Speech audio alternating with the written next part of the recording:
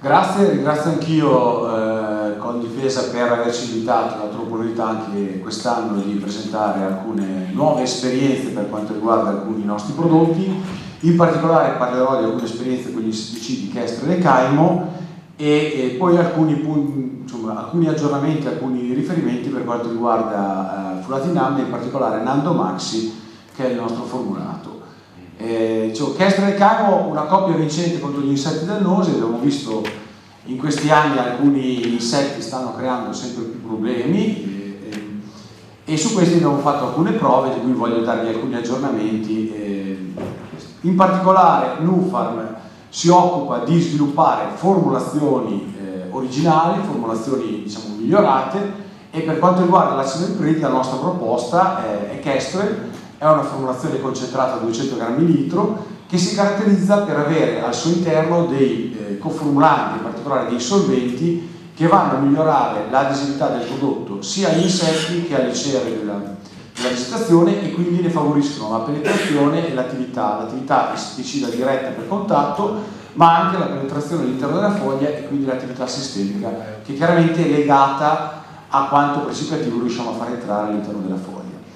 Un altro aspetto importante è una formulazione concentrata e quindi meno contenitori, meno da movimentare, da smaltire. Il fatto di avere una formulazione originale dà anche, secondo noi, in alcune situazioni dei vantaggi in termini di efficacia. Qui abbiamo fatto alcuna esperienza nel corso degli ultimi anni, e questa è l'ultima del 2022, per quanto riguarda il controllo di cocciniglia, Pronococcus ficus.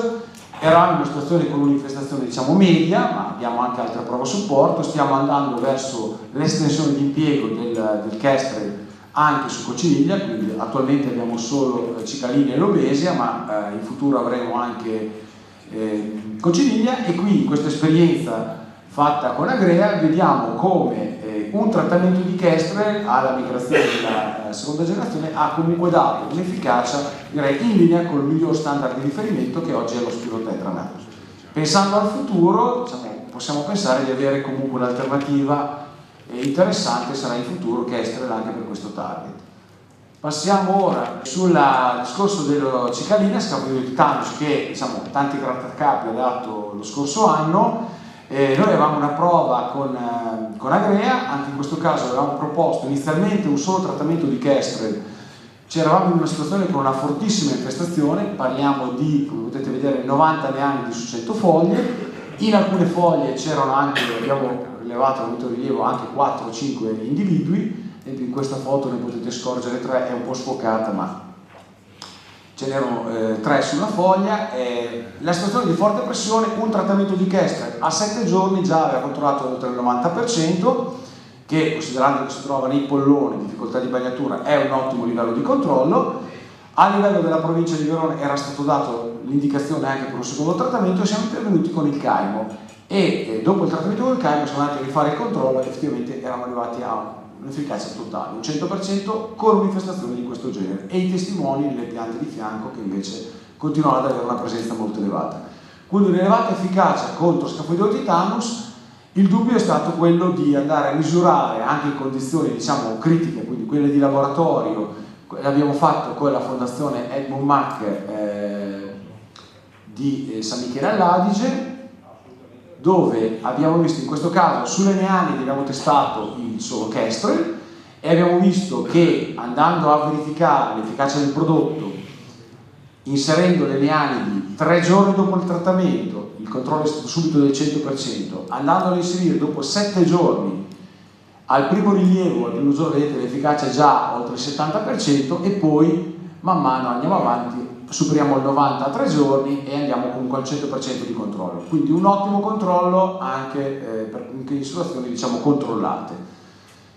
La domanda altra che ci hanno fatto molti tecnici quando eravamo in campo in quel periodo era il discorso degli adulti. Sugli adulti sappiamo il controllo può essere più difficoltoso, e in questo caso qui vedete la prova può sembrare molto, molto ampia, ma alla fine è per darvi la conferma. La banda rossa è il Kestrel, la banda verde è il Caimo Sorbi. Se noi andiamo a vedere, già inserendo gli insetti dopo un'ora, vedete che il Caimo porta un controllo immediato oltre il 90%, quindi un effetto abbattente elevatissimo.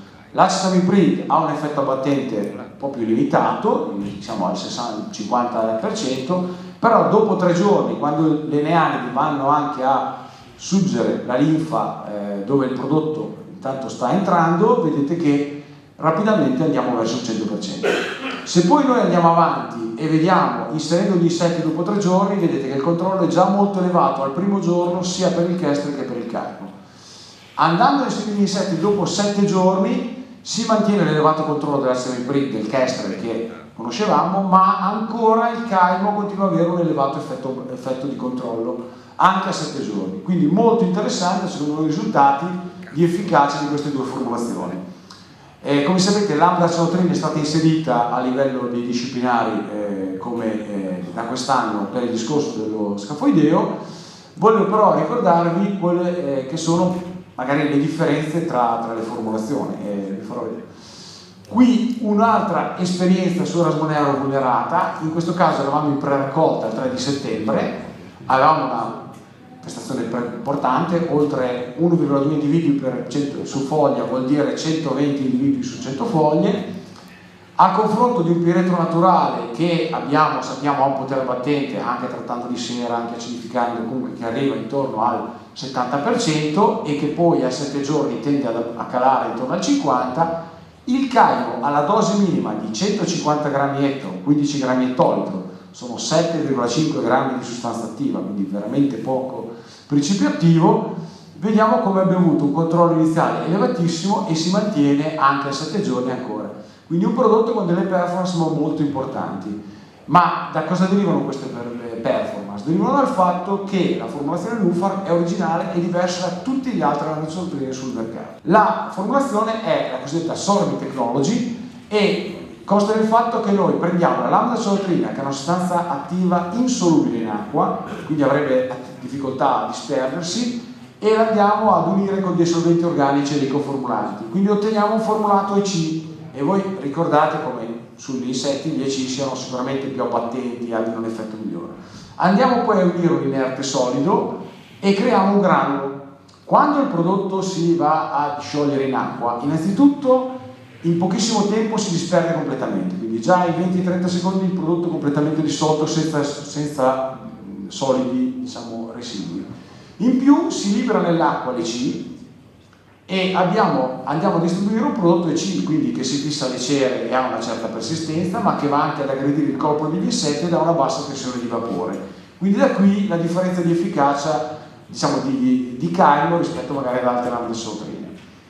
Proseguo con una nota solo per quanto riguarda il Nando Maxi. Abbiamo visto che tra le molecole a multisito disponibili c'è il fluazinam nel disciplinare assieme, diciamo, ad altre, a Folpet e Dithionol, abbiamo visto e volevo ricordare l'importanza del fluazinam perché innanzitutto ha una dose ettolitro, quindi anche per le macchine a recupero può essere un prodotto, diciamo, utilizzabile senza problemi. Ha un ampio dosaggio perché partiamo dai 100 ml ettolitro per la peronospora fino ad arrivare ai 100-150 per la botrite. Ha 3 trattamenti in etichetta per quanto riguarda la peronospora, quindi è l'unico formulato di fluazinam che ha 3 trattamenti su vite. E ricordo, ottima protezione al dilavamento, ottima attività su peronospora e botrite, ma anche attività su Black-Rot e Ilio. Non vi presento le prove oggi per questione di tempo, ma rimango a disposizione. Vado velocemente a presentarvi un'esperienza fatta con la FEM, dove abbiamo messo a confronto il Nando, abbiamo inserito il Cuprosat, il nostro fatto base di rame, e lo standard Dithionol, in una situazione dove l'anno scorso la peronospora c'è stata ed è piovuto. Rapidamente i risultati: attacco sui grappoli importante, 72% di frequenza e 40% di incidenza, anche su foglia l'attacco era importante. Il Nando 100 ml ettolitro, abbiamo usato la dose a concentrazione a confronto dello standard Dithionol, vedete siamo a ottimi livelli di protezione di grappoli e di foglia, e nonostante l'alta pressione di malattia anche il Cuprosat come Ramecon è uscito molto bene. Questo perché ha una formulazione molto particolare, chiaro che non ha le stesse performance, ma ha un ottimo livello per un prodotto di copertura a base rame, e di quello magari per chi è interessato ne parleremo in un'altra sede. Siamo comunque sempre a disposizione per approfondimenti. chiudo con una prova fatta in questo caso l'anno precedente in provincia di Treviso, situazioni di forte pressione di peronospora, 72% sui grappoli, 95% di frequenza su foglia. Questa è una prova diciamo un po' più di efficacia ma all'interno di un blocco, quindi c'era anche, inizialmente abbiamo fatto 2 trattamenti di Mancozeb, poi 5 trattamenti con le tesi in prova e poi abbiamo continuato con Zoxamide rame, XR e rame aziendale, e poi l'azienda ha fatto un antibotritico, siccome eravamo su Pino Grigio, lavoravamo con prodotti registrati, quindi poi la produzione è stata mantenuta. Il Nando a 0,75 insieme a Cemoxanil a confronto di Folpet più Cemoxanil, vediamo come abbia ottenuto un ottimo livello di protezione su grappolo e migliore su foglia, e vedete il dato su botrite, 26 su Folpet, 5 col Nando a 0,75, 1% col Nando. Quindi il prodotto può essere usato per peronospora e botrite, 100 ml toltro, e dall'inizio le croppe peronospora e successivamente per la botrite. Io direi che ho concluso e rimango a disposizione per eventuali chiarimenti.